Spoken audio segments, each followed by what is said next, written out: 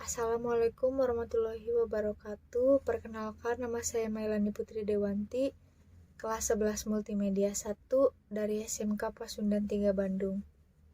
Di sini saya akan menjelaskan tentang apakah penting bagi seorang pelajar memiliki surat izin mengemudi. Lalu saya juga akan menjelaskan tentang bagaimanakah keterkaitan sanksi kepada pelajar yang mengemudikan kendaraan bermotor tapi belum memiliki surat izin mengemudi dengan Undang-Undang Nomor 11 Tahun 2012. Sedikit kesimpulan dari saya dan ditambah kutipan pada laman kumparan.com. Usia pelajar yang belum genap menginjak 17 tahun rupanya menjadi kendala tersendiri bagi mereka untuk memiliki SIM. Namun untuk pelajar yang sudah berusia 17 tahun, SIM sangatlah penting. Karena selain sudah cukup umur, SIM juga menjadi syarat mengemudi dengan aman. Menurut beberapa pelajar, SIM sangatlah penting karena SIM adalah suatu kelengkapan dari pengemudi kendaraan. Selain itu, pelajar juga tidak perlu khawatir ketika sewaktu-waktu terkena razia kelengkapan pengendara bermotor di jalan. SIM juga bisa menunjukkan bukti bahwa pelajar memiliki SIM adalah pelajar yang taat aturan. Kompas.com juga menuliskan informasi pentingnya memiliki SIM atau surat izin mengemudi. Informasi dituliskan sebagai berikut. SIM sangat penting karena SIM merupakan komponen wajib yang harus dimiliki semua pengendara yang ada di jalan, roda 2 maupun roda 4. Begitu juga para pelajar yang usianya sudah 17 tahun. SIM sendiri merupakan bukti sahnya seseorang bisa diperbolehkan mengemudikan kendaraan di jalan dengan kemampuannya yang mumpuni sehingga tidak menjadi penyebab kecelakaan. Tentunya seseorang tersebut telah lulus uji pengetahuan, kemampuan, dan keterampilan untuk mengemudikan motor di jalan. Hal tersebut sesuai dengan persyaratan yang ditentukan berdasarkan Undang-Undang Nomor 22 Tahun 2009 tentang Lalu Lintas dan Angkutan Jalan. Pada pasal 4 Peraturan Kepala Kepolisian Nomor 9 Tahun 2012 dijelaskan lebih lanjut mengenai penjabaran dan tujuan adanya SIM. Berikut lengkapnya. 1. Legitimasi kompetensi pengemudi. 2. Identitas pengemudi. 3. Kontrol kompetensi pengemudi. Dan 4. Forensik kepolisian. Namun, bagaimana penindakan terhadap pelajar yang membawa kendaraan namun tidak memiliki SIM? Menurut Tribrata News, penindakan terhadap pelajar yang bersangkutan bisa dilakukan oleh polisi di jalanan dengan cara menilang pelajar yang bersangkutan. Akan tetapi, dalam kasus lain, pelajar yang berkendara tanpa SIM dan mengakibatkan kecelakaan akan dihukum atas dasar kecelakaan yang diakibatkannya.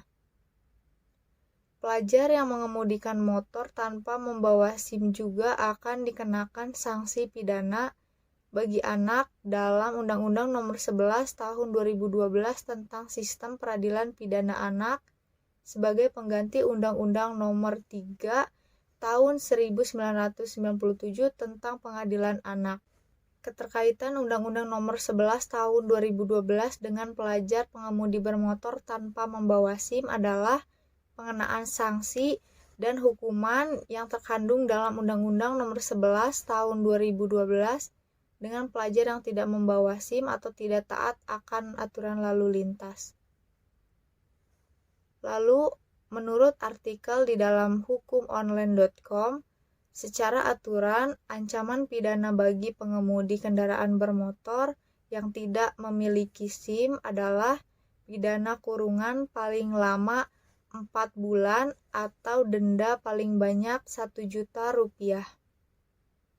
Di sini, ancaman pidana bagi pengemudi yang tidak memiliki SIM itu bersifat alternatif, yaitu pidana kurungan atau denda. Jika pidana yang dijatuhkan oleh hakim, maka paling lama 1/2 dari maksimum ancaman pidana penjara bagi orang dewasa.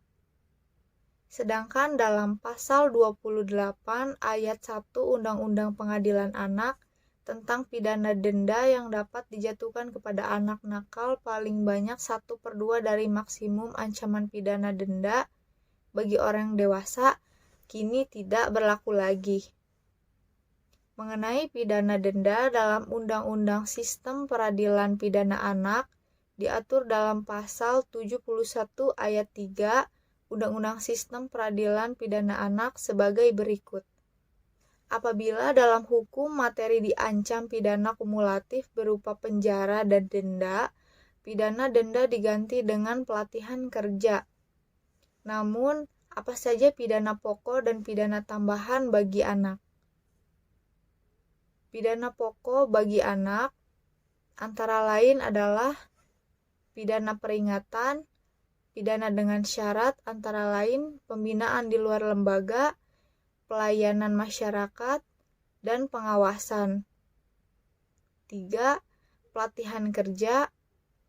Dan terakhir, pembinaan dalam lembaga dan penjara.